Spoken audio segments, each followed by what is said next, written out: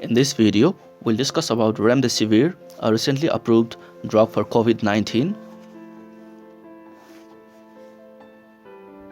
Remdesivir is a prodrug of a nucleotide analog that is intracellularly metabolized to an analog of adenosine triphosphate that inhibits viral RNA polymerase and also inhibits RNA synthesis. Remdesivir has shown broad spectrum of activity against several virus families, including filovirus like Ebola and coronaviruses like MERS coronavirus and SARS coronavirus.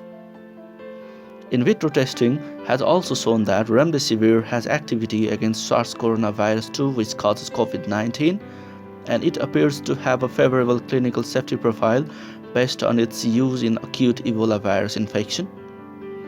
In a recent placebo-controlled trial of Remdesivir done in US, including 1,063 patients, Remdesivir resulted in a faster time to recovery and showed lower mortality.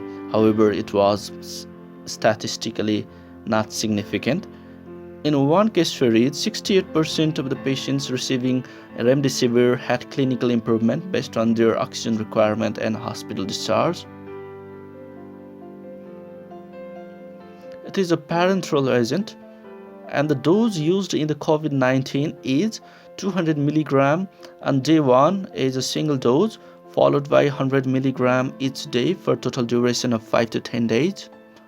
The adverse effects include nausea and vomiting, transaminase elevation, and prolongation of prothrombin time. This drug should be avoided in patients with creatinine clearance less than 30 ml per minute and those receiving renal replacement therapy. Remdesivir has been recently approved by US for the use in COVID-19, and FDA has granted emergency use authorization for its use in COVID-19.